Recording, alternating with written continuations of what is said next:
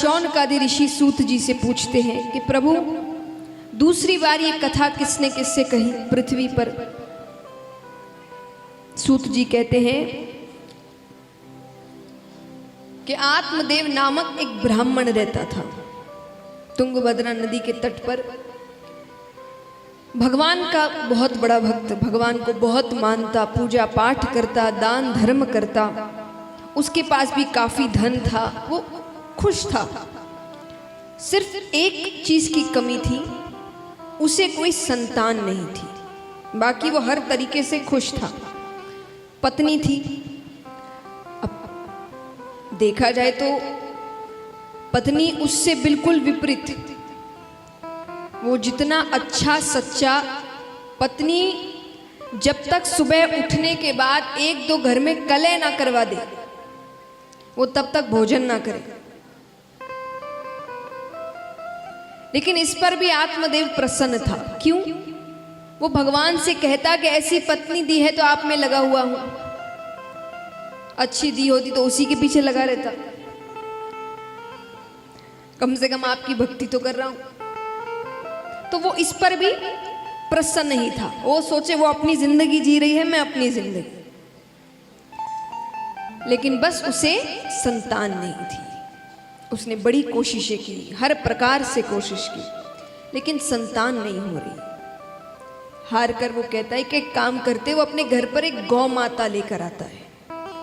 और उसने सोचा कि गौ माता की जो बछड़ा या बछड़ी होगी उसी को अपनी संतान मानकर मैं पाल लूंगा। लेकिन ऐसा दुर्भाग्य कि वो गौ माता भी बांझ निकली। अब उसे ऐसे लगने लगा कि शायद मैं खराब हूं, मैं मनहूस हूं, मैं जिसे अपने घर लेकर आता हूं उसके संतानें नहीं होती। उसे अपने आप से इतनी घृणा होने लगी कि उसने सोचा कि इस जीवन को ही त्याग देना चाहिए। नदी में कूदने ही वाला है कि पीछे से एक ऋषि उसे खींचते हैं। वो कहते, अरे इतनी मुश्किल से मनुष्य जन्म मिला है, उसे ऐसे ही त्याग दोगे? आत्मदेव कहे, मुझे संतान नहीं है, संतान के बिना ये जीवन अधूरा सा लगता है। अरे संतान नहीं होगी तो मेरा कल्याण कैसे होगा? मेरा पिंडदान कौन करेगा? मुझे मुक्ति कैसे मिलेगी? सूत जी कहते, तब तो तुम्हारे बोलने के अनुसार जिस जिसके संतानें हैं सबका कल्याण हो गया। ऐसा थोड़ी होता है, संतान तो अधिकतरों के होती है, सबका कल्याण हो गया क्या? कल्याण ही हो गया होता तो सब यहां बैठे होते।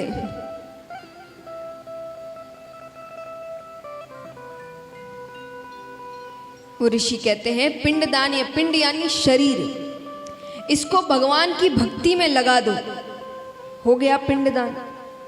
और भगवान की भक्ति में लगा दिया तो हो गया कल्याण। तो जब खुद का कल्याण खुद ही कर सकते हो तो दूसरों पर निर्भर क्यों हो? पर जैसा मैंने कल कहा, हमें आदत है दूसरों पर निर्भर होने की हर चीज के लिए। संत बहुत समझाते हैं, बार बार नहीं पाइए मनुष्य जन्म की मौज। ये जन्म बार बार नहीं मिलता, एक ही जिंदगी है, सब कुछ इसी जिंदगी में करना है। बहुत कुछ समझाते हैं। वो कहते हैं, अगर संतानें ही पैदा करने के पीछे पागल होना है तो फिर देखा जाए तो हम में और पशुओं में अंतर कितना रह गया है। वो क्या करते हैं, अपना पेट भरते हैं, पेट भरने के लिए थोड़ी बहुत भाग दौड़ करते हैं और बच्चे पैदा करते हैं। हम भी यही कर रहे हैं, अपना पेट भरने के लिए थोड़ी भाग दौड़ कर लेते हैं और बच्चे पैदा कर रहे हैं। बस हम में और पशुओं में अंतर कितना रह गया। अगर जीवन में कोई ढंग का काम ही नहीं किया, ऐसा काम किया ही नहीं जिसमें आपकी बुद्धि का इस्तेमाल हो, तो फिर भगवान कहेंगे तुमको पशु ही बना देना चाहिए था, वही अच्छा था। मैंने तो एक जन्म अपना खराब कर दिया। ऋषि बहुत समझाते हैं, पर मानो ये सारी बातें व्यर्थ गई। आत्मदेव रोने लग गया, आप मेरी सहायता करिए, ऐसा कुछ तो आशीर्वाद दीजिए कि मुझे एक संतान हो जाए, मुझे ज़्यादा की चाह नहीं है। उनको दया आ जाती है तो उन्होंने एक फल दिया, फल देकर कहा इसे अपनी पत्नी को खिला देना, तुम्हें पुत्र होगा और बड़ा तेजस्वी पुत्र होगा। क्यों? क्योंकि मैंने अपने आज तक के पूरे तप का तेज इसमें डाल दिया है। मैंने जितने भी पुण्य किए, तप किए, वो सारा फल मैंने इसको दे दिया। ठीक है, बड़ा प्रसन्न होकर घर जाता है, पत्नी को फल देता है, इसे खा लेना, ऐसी ऐसी बात हुई थी। ठीक है, अब पत्नी मन में सोचे कहाँ से फल लेकर आए हैं, खाने से क्या हो जाए, और चलो मान लो मैं गर्भवती हो भी गई तो 9 महीने तक हर जगह आना जाना बंद, मुझसे तो नहीं होगा। चलो आना जाना बंद सहन कर भी लिया, तो जब बच्चा पैदा करते हैं तब जो असहनीय पीड़ा होती है उसको कौन सहे। चलो वो भी सहन कर लिया, तो बच्चा जब तक 4-5 साल का ना हो जाए तब तक उसी के आगे पीछे घूमते रहो। वो कहती है मुझसे तो ये सब नहीं होगा। वो ये सब सोच ही रही थी कि उसकी बहन का आना होता है। उसने अपनी बहन को सारी बातें बताई। बहन ने कहा सुनो, तुम्हारे पास धन की कमी नहीं, मेरे पास संतानों की कमी नहीं। मैं 1 महीने के गर्भ से हूं, तुम अपने पति से कहो तुमने फल खा लिया, तुम गर्भवती हो गई, लेकिन बच्चा तुम अपनी बहन के घर पैदा करो, तो जो मेरे संतान होगी मैं तुम्हें दे दूंगी और तुम मुझे उसके बदले बहुत सा धन दे देना। ठीक है, फल का क्या करें? बोले ऐसा कौन सा इन फलों से कुछ होता है, गौ माता की टोकरी में डाल देते। उसको गौ माता ने खा लिया तो गौ माता गर्भवती हो गई। अब 9 महीने बाद दोनों को बालक होते हैं। वो तो अपनी बहन का बालक लेकर आती है और यहाँ पर गौ माता को भी एक बालक होता है। विचित्र, शरीर मनुष्य का है पर कान गाय के हैं। तो दोनों का नाम रखा गया। तो गौ माता से जो बालक हुआ उसका नाम रखा गौकर्ण, यानी गाय के जैसे कान, तो गौकर्ण। और पत्नी का नाम था धुंधली, तो धुंधली से जो बालक हुआ उसका नाम रखा धुंधकारी। अब दोनों बच्चे बड़े हो रहे हैं। गौकर्ण जी बड़े अच्छे बालक हुए, एकदम सीधे, आज्ञाकारी, अच्छे काम करते। और यहां पर धुंधकारी सर्व अवगुण संपन्न।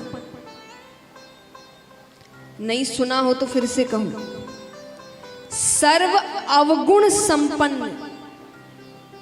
ऐसे कोई अवगुण ना हो जो उसमें ना हो।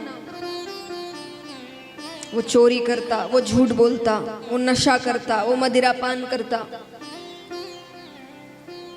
अब यहां पर जब थोड़े अच्छे बड़े हो गए तो गौकर्ण जी ने पहले भी देखिए, पहले जो गृहस्थ का भी पालन करते थे वो जीवन भर गृहस्थ में नहीं रहते थे। जब उनके बच्चे समझदार हो जाते थे तो बच्चों को उनके भरोसे छोड़कर वो वन की ओर चले जाते और वहां पर एक संत का जीवन या ब्रह्मचर्य का पालन करते थे।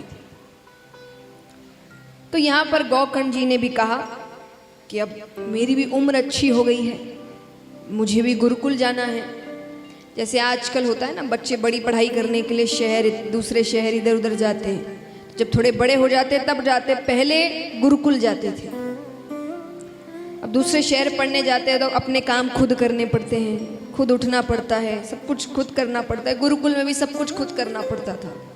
तो ये बस नाम ही बदलते हैं, बाकी जो पहले से होता आ रहा है वही चीज़ हो रही है आज भी। तो गौकर्ण जी ने कहा कि मेरे हिसाब से मैं गुरुकुल जा रहा हूं और आपको भी अब वन चले जाना चाहिए। अच्छी बात है, माँ तो नहीं मानी, पिताजी चले गए वन में, गौकर्ण जी गुरुकुल चले गए। अब यहाँ पर सिर्फ धुंधली और धुंधकारी के पाप बढ़ते जा रहे हैं, चोरियां डकैतियां बन रही है। अब एक दिन उसे नशा करना था, उसके पास पैसे नहीं थे। तो वो अपनी माँ से मांगता है। अब माँ के पास तो कुछ भी नहीं है, अब उसे वो नशा मिल नहीं रहा, तो उसे इतना क्रोध आया कि उसने गुस्से में अपनी माता को ही मार दिया। अब यहाँ पर वो अकेला है, कई स्त्रियों को अपने साथ लेकर आ गया घर पे। उन स्त्रियों के कहने पर राजा के खजाने में चोरी की। स्त्रियों ने सोचा एक ना एक दिन तो पकड़े जाएंगे और इसके चक्कर में हमें भी दंड मिलेगा कि हम इसके साथी हैं। तो एक रात्रि उसे खूब मदिरा पान कराया गया, इतना कि वो खुद कुछ करने की हालत में ना रहे। अब उसको मारने की कोशिश कर रहे हैं, हर प्रकार से कोशिश की, पर उसकी मृत्यु नहीं हो रही।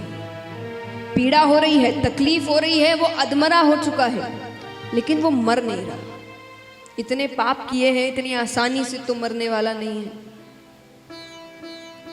अंत में गरम गरम दहकते हुए कोयले होते हैं ना, वो उसके मुख में डाल दिए गए।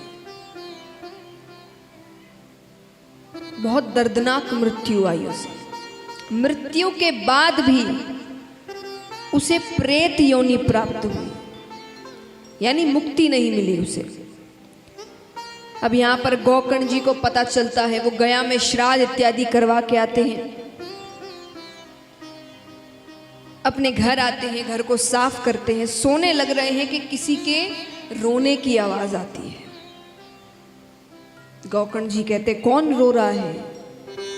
एक आवाज आई, मैं तुम्हारा भाई धुंधकारी हूं, मुझे प्रेत योनि प्राप्त हुई है, मेरी मुक्ति के लिए कुछ करो।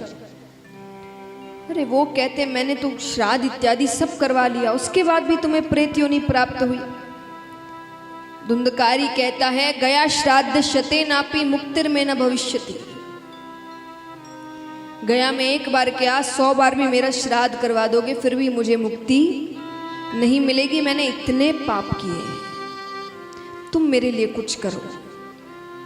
ठीक है, सुबह बताता हूं। गोकर्ण जी सूर्य उदय होने से पहले उठ जाया करते थे। सूर्य नारायण भगवान को वो रोकते हैं, कहते हैं जो त्रिकाल संध्या करते हैं उनकी बात देवता बहुत जल्दी सुनते हैं। त्रिकाल संध्या क्या होता है? दिन में 3 बार पूजा एक समय पर, यानी दिन माने ऐसा नहीं कि पूरा दिन ही या पूरा शाम, या एक समय और फिर उसी समय पर आपको रोज पूजा करनी है। तो सुबह, शाम और रात्रि में, इसको कहते हैं त्रिकाल संध्या। ये जो करते हैं उनकी बात, उनकी इच्छाएं देवता बड़ी जल्दी सुनते हैं।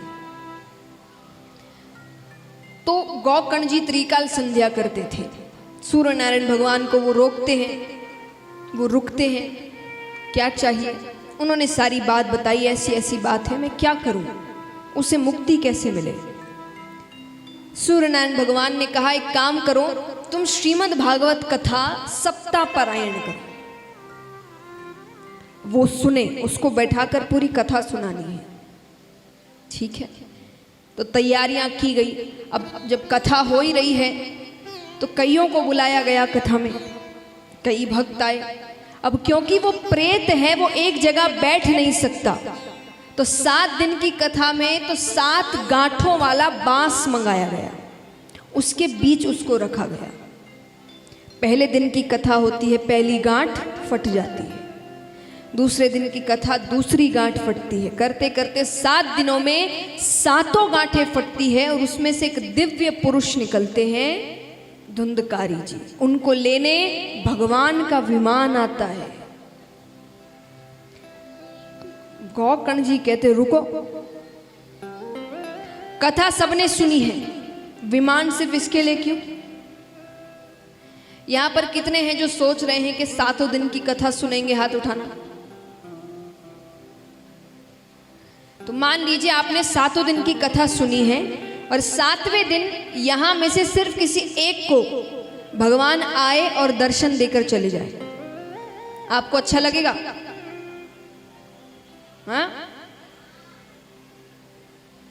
नहीं ना, आप कहेंगे भाई सुनी तो हमने भी है, समय तो हमने भी दिया है, हमको दर्शन क्यों नहीं हुए?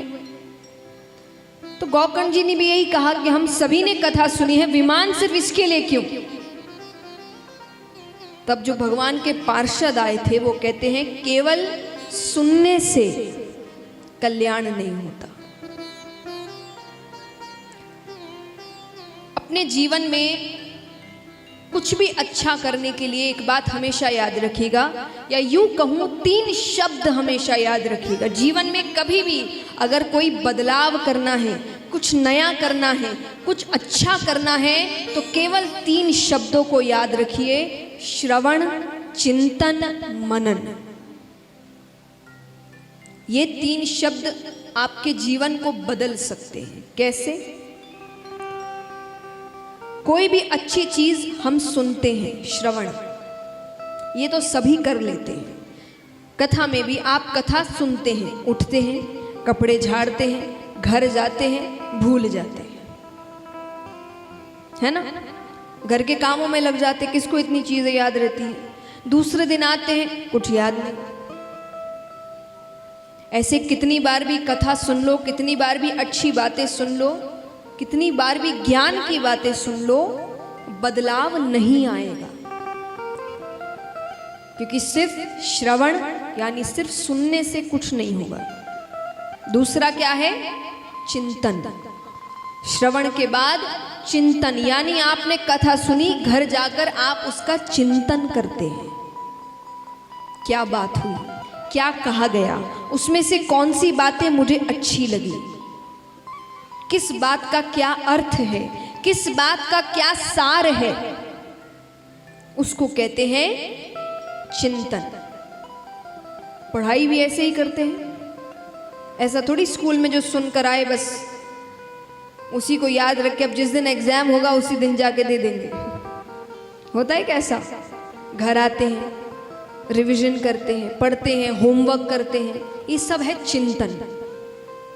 और आखिरी में आता है मनन, यानी उसको जीवन में उतारना, एक गहराई में समझना, उसको जीवन में उतार लेना।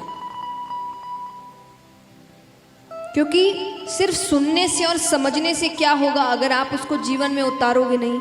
मैं आपसे कहूंगी सच बोलो, सच बोलो, आपने सुन लिया, घर जाकर आपने चिंतन भी कर लिया, हाँ सच बोलना अच्छी बात है, सच बोलना चाहिए, लेकिन जब तक बोलोगे नहीं वो जीवन में बदलाव कैसे आएगा?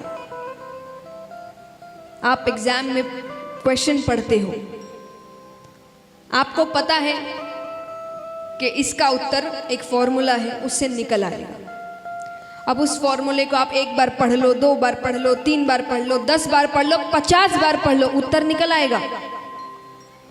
जब तक उसको आप सॉल्व नहीं करोगे तब तक आंसर नहीं आएगा। तो उसी प्रकार कथा सुन लेने से या सिर्फ समझ लेने से उत्तर नहीं आएगा। उसको जब तक जीवन में उतारेंगे नहीं तब तक बदलाव। तो अगर जीवन में बदलाव चाहिए तो 3 शब्दों को याद रखना है, श्रवण, चिंतन, मनन। ये जीवन को बदलने के 3 शब्द हैं। तो वो पार्षद आकर कहते हैं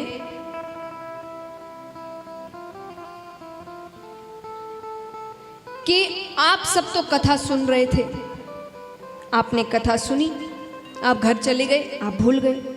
अब वो तो कहीं जा नहीं सकता था, वो तो वहीं बैठा था। तो वो क्या करता? वो उस कथा के बारे में चिंतन करता, क्या कहा गया, क्या हुआ, उसका सार निकालता तो उसे बहुत रोना आता कि मुझे क्या करना था, मैंने क्या किया। वो खूब रोता, भगवान का नाम जप करता। तो ये करते करते करते उसके सारे पाप कट गए। उसने इतना प्रायश्चित किया, वो इतना भगवान का नाम लेता था, उसने अपनी गलती इतनी मानी कि उसके सारे पाप इन 7 दिनों में ही कट गए। इसीलिए 7वें दिन उसके लिए भगवान का विमान आता। तो इन बातों को ध्यान में रखकर दूसरी बार कथा करी गई। और दूसरी बार जब कथा हुई तो जितने भक्त थे उन सब के लिए भगवान का विमान आया और सबको भगवान के धाम लेकर जाता। बोलिए श्रीमद् भागवत।